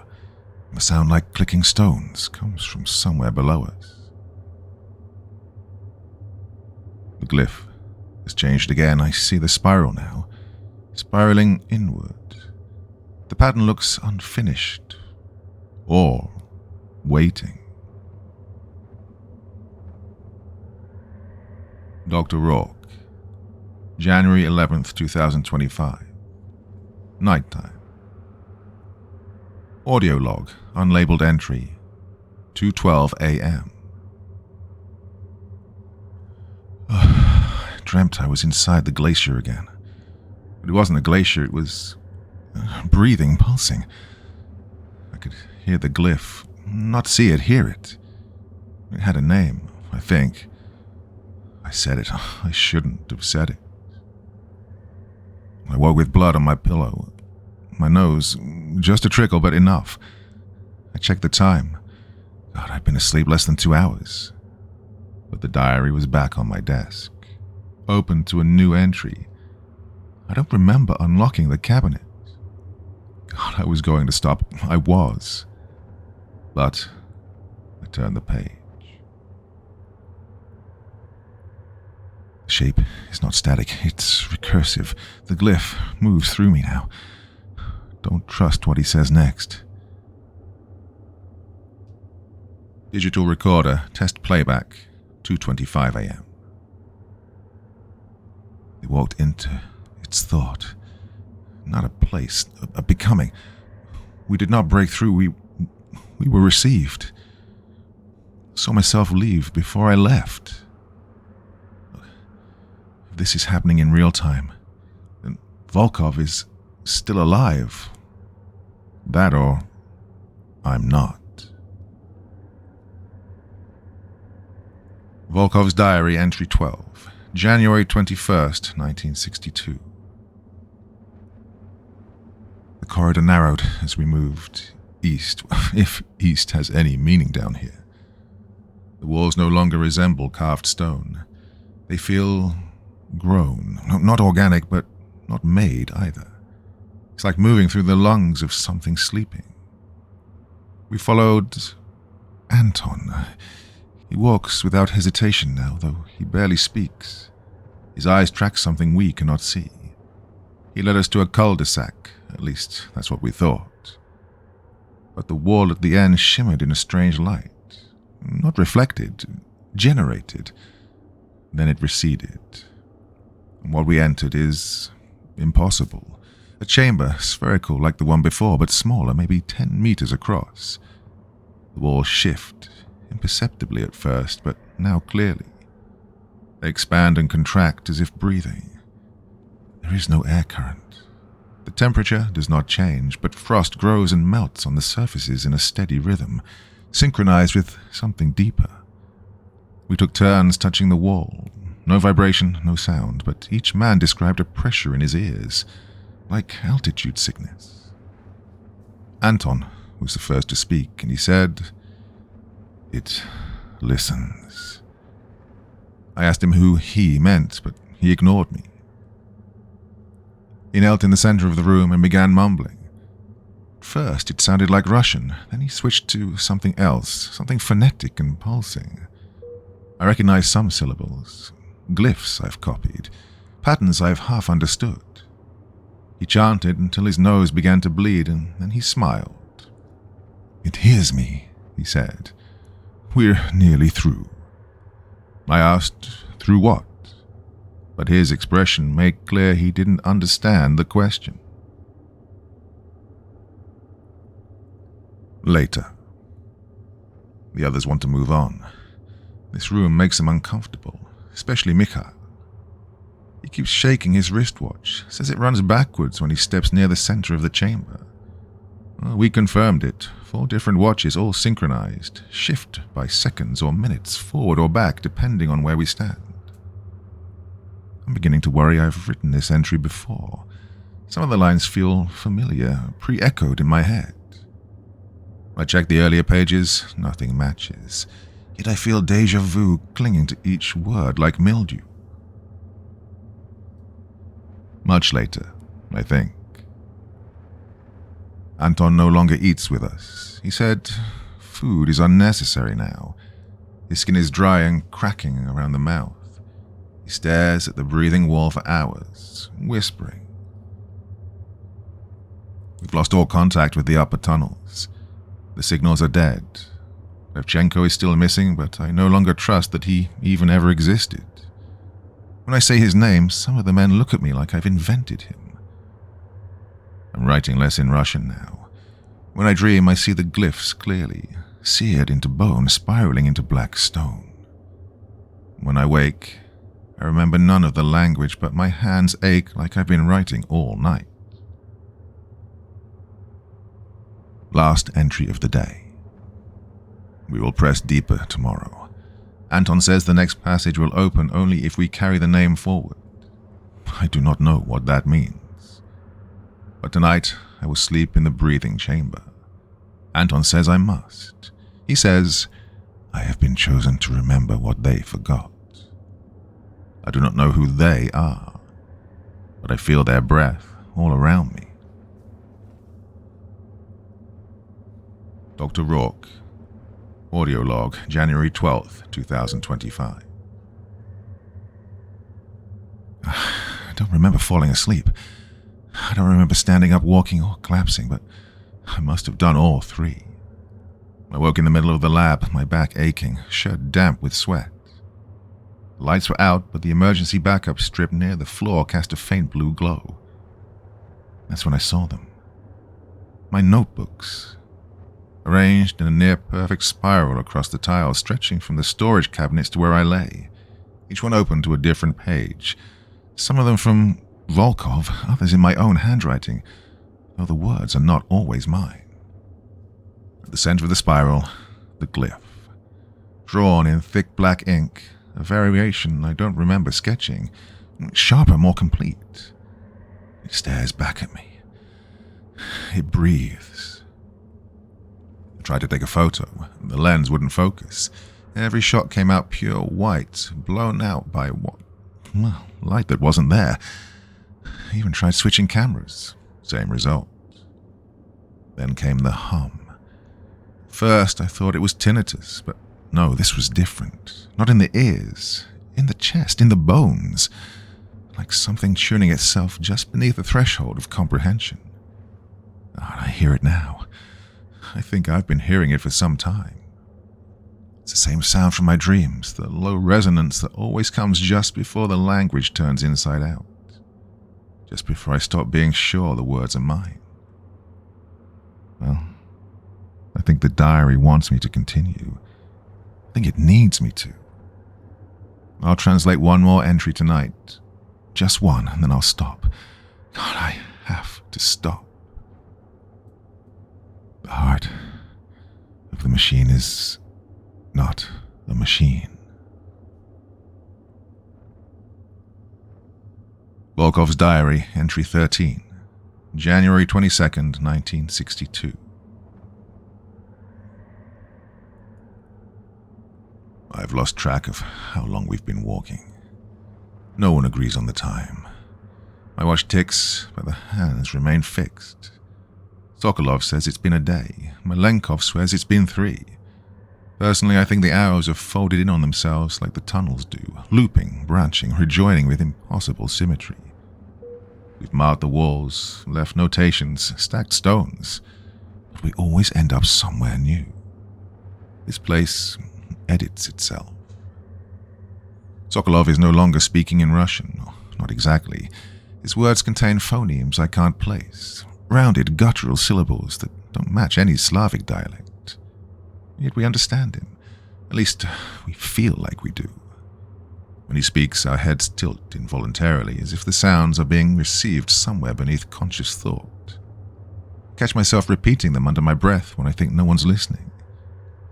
He says we're being reshaped, that language is proximity. I don't know what that means. We came upon another chamber today, or it came upon us. I say this because we passed this junction before. I remember the spiral relief etched into the archway. Same curvature, same flaking frost pattern, but this time the spiral turned inward instead of out. Sokolov said it had opened. Inside, a shallow basin at the center of the floor, shaped like a cradle or a wound. Within it, a black fluid, still as glass. When we approached, it stirred without surface tension, like something breathing just beneath. Sergeant Vasily turned toward it, reaching toward it, his fingers barely brushing the edge, and he staggered back. Didn't scream, just opened his mouth and gasped like a man drowning in silence. His lips kept moving after, as though he were talking, but no sound came. Later we found a message scratched into the frost in his canteen. It showed me home. Anton is convinced the structure is responding. The glyphs are spreading, etching themselves softly into the walls like growing lichen. One now appears inside my notebook, uninked, pressed into the page as though embossed by heat or pressure. I didn't draw it. I swear on my mother's grave, I don't remember drawing it.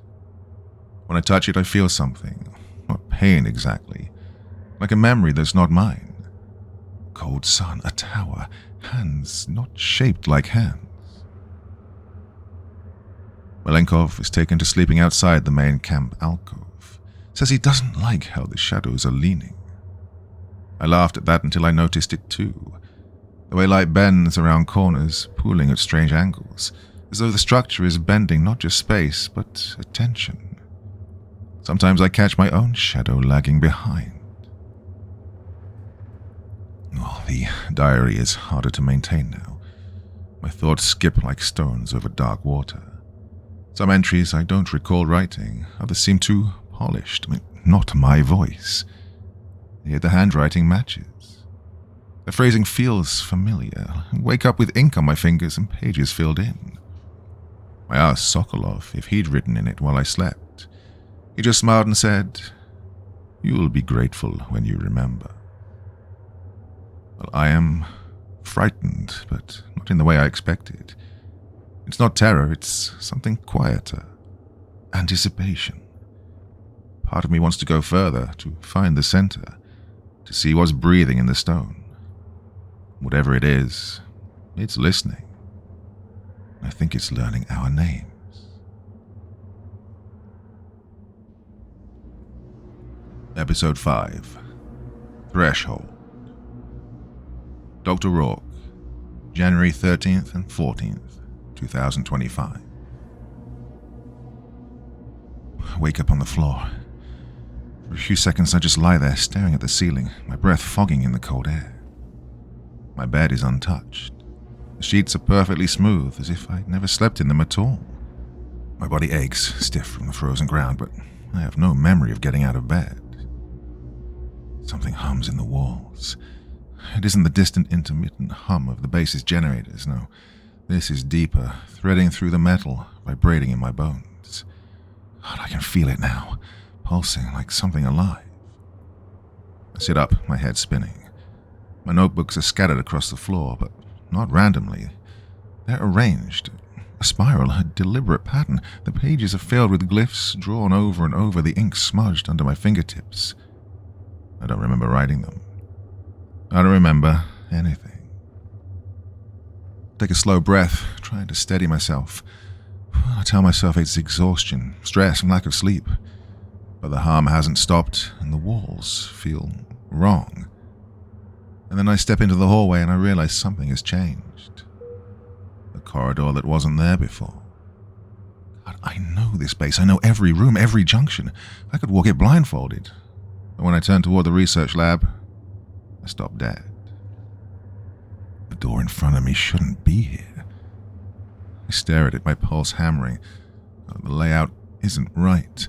There was never a door here, but it's real, smooth and metallic, just like the others. Except for the message scrawled across it in faded ink. Do not follow it.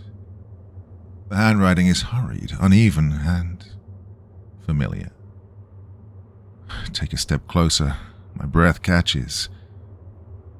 It's Volkov's.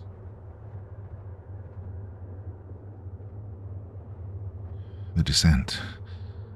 God, I hesitate. Every instinct tells me to turn around to leave the door shut, but the hum is stronger now, vibrating through my ribs. I press my hand to the handle. It's ice cold. The door creaks open. Darkness yawns beyond. A tunnel, unlit, descending deeper beneath the ice. My flashlight flickers as I step forward, and for a split second the walls around me change. One moment smooth ice, wet and glistening, the next rough-hewn stone, etched with symbols shifting in and out of focus. I freeze. My breath is too loud in the silence. The passage narrows, then widens again, like a throat inhaling. The hum warps, turning into patterns, tone shifting, syncing with my heartbeat. At the end of the tunnel, I step into a chamber. And the chamber knows me. The chamber reacts to me. A voice crackles to life. Dr. Rourke, recording entry. Spin around, pulse spiking. The words are mine, but I'm not speaking them. The recorder sits on a nearby table, playing back something that does not exist. My flashlight trembles in my grip. I lift it to the ice wall ahead, and I see my own reflection. It watches me, and then, a second too late, it moves. I stagger back, my breath sharp. The glyphs on the wall shift, rearrange themselves. They're not where they were a moment ago. And the hum deepens. No longer just sound. It's something else now. Something felt more than heard. A slow, deliberate pulse. A heartbeat. I reach out, my fingers touch the frozen wall, and for a moment, just a moment, I'm not in Antarctica. I'm somewhere older, somewhere impossible.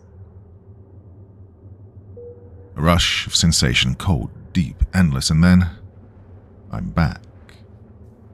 I stumble away from the wall, gasping, my hands shaking. The hum has faded, but I know it's still there beneath the surface. My wrists feel heavy.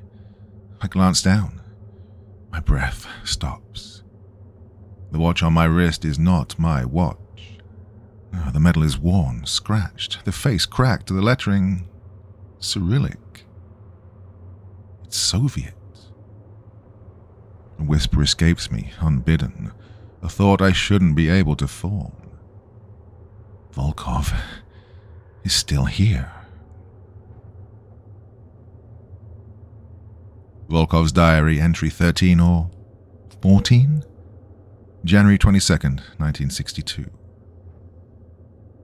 I count the heads in the dim light of my lantern. 1 missing. I scan the faces, pale, hollow-eyed. Sokolov, Kuznetsov, Mikhailov. All accounted for. My stomach knots. Dr. Markova is gone. I grip my notebook, fingers stiff from the cold. I don't recall hearing movement in the night, no footsteps, no struggle, just the ceaseless hum in the walls. She is simply gone. We search the chamber, our voices low, as if speaking too loudly might awaken something. Then Kuznetsov sees it, half buried in the ice. A glyph. It's unlike the others, newly cut. The edge is still wet, as if the ice itself is bleeding. It shimmers when the lantern light moves, but it does not melt. Anton Sokolov traces the symbol with a gloved hand, tilting his head as if listening. She didn't leave, he murmurs. She was taken forward. The way he says it, forward, not away, makes my blood run cold. The chamber reacts, the ice shifts, not in a way that can be seen, only felt. Like the moment before a migraine, when the world seems wrong in a way you can't define. The walls ripple at the edges of my vision, but when I turn, they are still. And Sokolov stops. He gestures ahead, voice trembling. There was no tunnel there before. Well, he's right. A new passage yawns before us, cutting through the chamber's edge, but it's not made of ice. The walls are stone, rough-hewn, blackened like something scorched. The air is warmer. Wrong. My breath doesn't fog. My skin prickles. I reach out and press my hand against the rock. It's warm. No, not warm. Alive. Kuznetsov recoils. That's not stone. I don't correct him. I don't have the words. At the tunnel's end, something gleams. A shard. Judged from the ground like broken glass, wide as a man's torso. Its surface ripples like water, but when I reach toward it, my reflection stares back. I step closer, and my reflection lags behind. A full second delay. I lift my hand. My mirror self does the same, but too late. The delay is growing, a widening gap in time. I feel Sokolov at my side, barely breathing. It shows us, I whisper, but not as we are, as we were, or as we will be. Kuznetsov is the first to lose control. He lets out a curse, steps back, and then fires. The shot shatters the silence. The bullet strikes the mirror, and then Kuznetsov is gone. The rifle clatters to the stone. His breath still hangs in the air. A moment ago he was standing beside me. Now there is only his reflection, frozen in the shard. He does not move. I turn to Anton. My voice is barely a whisper. Did you see that? He doesn't answer because Anton is gone too. I spin, lantern swinging wildly. The ice behind me splinters, fractures running like veins through glass. The hum in the walls deepens, warping, shifting. No, not a hum anymore. A whisper. The ice cracks beneath my feet, and then the chamber breathes. Dr. Rourke, January 14th, 2025. Night. God, I'm dreaming again, except this time the dream is dreaming me. I stand in the ice, breath fogging in the still air. A corridor stretches before me, one I have never seen before, but I remember it. The ice is deep, blue-black like the ocean floor. And behind it, figures. They move sluggishly, like watching old film reel with missing frames. Heavy suits, Soviet insignia. Volkov's team. I see them through the ice, but they do not see me. Well, not at first. Then, one by one, they slow. They turn. Their breath curls against the frozen walls, their voices echoing too late. The words overlap. Conversations split across decades, but I understand it. Not because I speak Russian, because I remember Russian. Volkov's lips move, delayed. His voice reaches me seconds after my own voice. The words are the same. We are speaking together. I wake up with a sharp inhale, except this is not where I fell asleep. The cold presses against me from all sides. My fingers twitch against frozen stone. I lift my head, trying to orient myself. My flashlight is gone, but I don't need it. The ice is glowing, and I'm no longer alone. My notebook lies open beside me. The pages turn on their own. I see my own handwriting, disjointed, frantic, but it's not just mine. Volkov's ink bleeds into mine, his final entry converging with my own. Two voices, one message. The ice groans. The hum deepens, pressing against my skull, and then silence.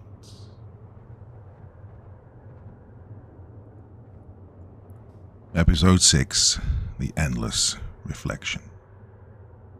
Dr. Rourke, January 15th, 2025. Night. I wake to the glow. Not the dim flickering fluorescence of the base, but a pale, unnatural light that seems to seep from the ice itself. The chamber hums, low, rhythmic, like something vast and unseen is exhaling beneath me. My breath hangs in the cold air, motionless, and then I see it. Volkov's diary. It lies open beside me, pages stiff with age and cold, but something's wrong. The ink, it hasn't dried. The words are fresh, glistening as if just written. My hands tremble as I turn the pages. The entries do not stop where they should. Well, the last official record of Volkov's team ended on January 22nd, 1962. Yet here, the words keep going. And then I see it. My name. Scrawled in the margins over and over. Rourke. Written in a hand that is not mine. Written in Volkov's hand. And the loop begins. A sound, faint, distant at first, then closer. Footsteps. I freeze. They echo from somewhere beyond the chamber, their weight deliberate and steady. But the tunnels are empty. I know they are. I was alone when I descended. I swallow. My mouth is dry. Hello? My own voice answers back from behind me. I turn too fast, flashlight beams slicing across the frost-veiled walls. Nothing. But the ice looks different now. It's breathing, not moving, not shifting, but inhaling, exhaling just beneath the surface. I step back. My boot crunches against the frozen floor. The walls pulse. The hum deepens, vibrating in my bones. The ice is not just remembering, it's responding. Volkov's final entry, January 23rd, 1962. We were never alone. Anton steps from the ice. He should not be here. I feel my breath catch in my chest, my rifle slipping from my grip.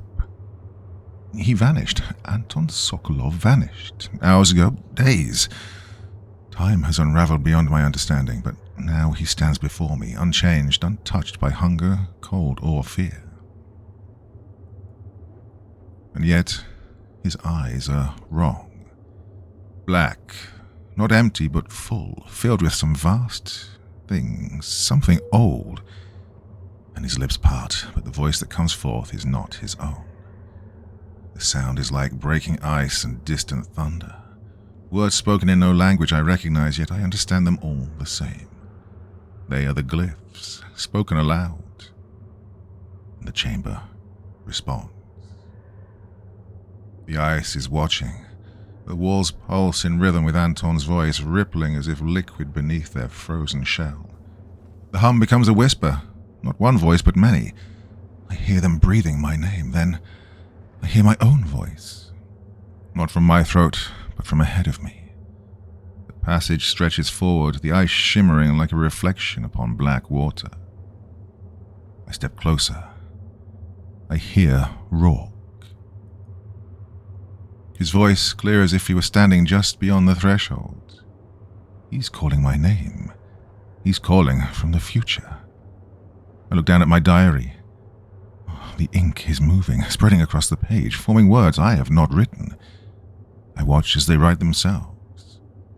Past and future collide. I do not know if I am writing this entry, or if I've already written it. I see him. Volkov. Not a photograph, not a recording. He's here, staring back at me from within the ice. Now, the reflection is not perfect. I reach up to touch my face. He does the same, but his hand moves just a fraction too late.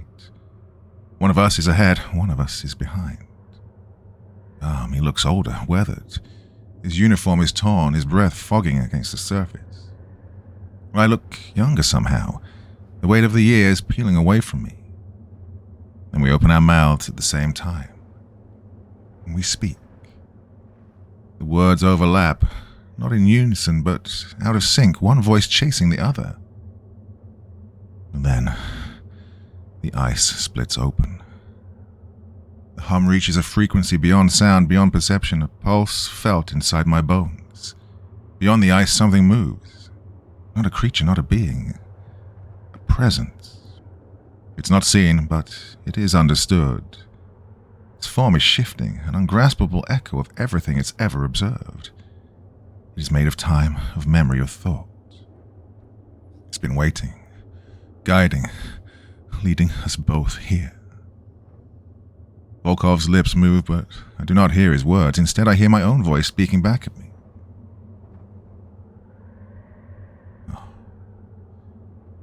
truth is not meant for humans. I feel something pulling at my thoughts. My memories are unraveling. I reach for my childhood. It is not there.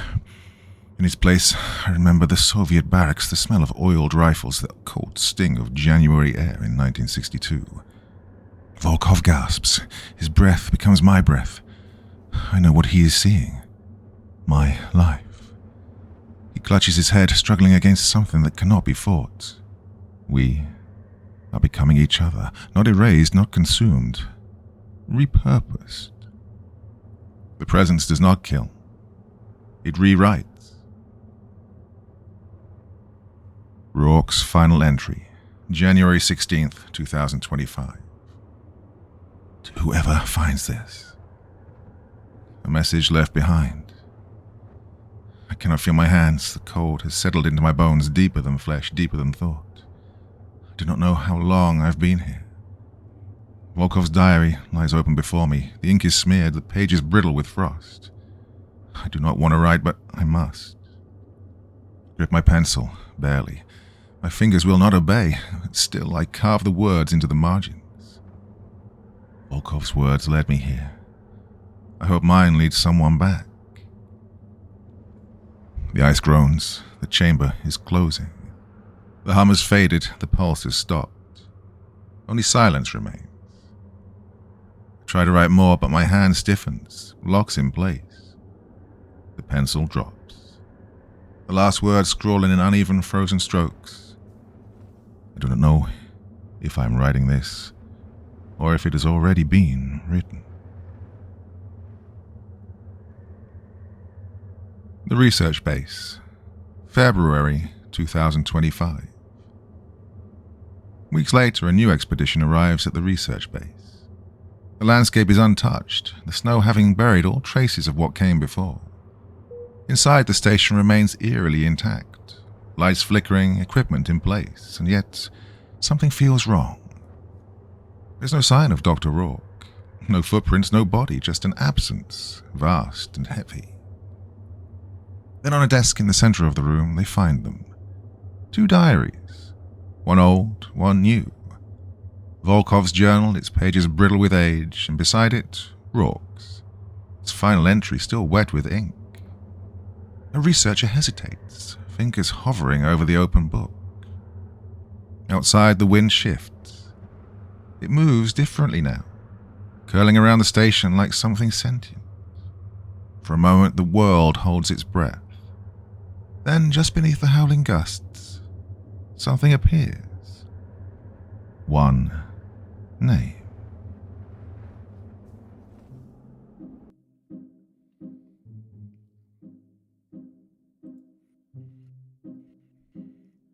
You still out there? Still with me? How many of you have fallen asleep, eh? Well, if you have, I guess you're not listening to me saying this, so you're not going to be able to respond. Okay, that was a long one this evening. Hope you enjoyed that. One of my favourite settings. One of the few places on Earth still relatively untouched by human disaster. Well, we'll wait and see. Maybe not for much longer, but anyway. So yeah, thoughts, feelings, anything you want to say about that one? I thought that was handled really well. 2 different timelines converging under the presence of something alien, supernatural, not quite sure. Well, anyway, anything you want to say about that one in the comment section below the video, and as ever, I will do my best to join in the conversation. That is all for your Friday evening's entertainment. I'll be back again probably on Sunday night. So until then, have a lovely weekend, everyone.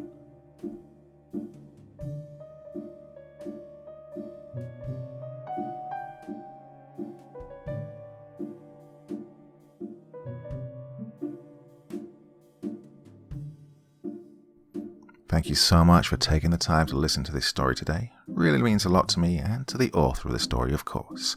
Well, if you want to know more about me, I'm pretty much everywhere on social media. You can find me on Facebook, Twitter, Instagram. You can download my music on SoundCloud. I've got a Patreon if you feel like. Throw me $1 or 2. Very much appreciated. And of course, on Reddit, I have a place where you can leave stories if you want me to read one that you've written. Well, hoping to see you all again very soon. Till then, sweet dreams. Bye-bye.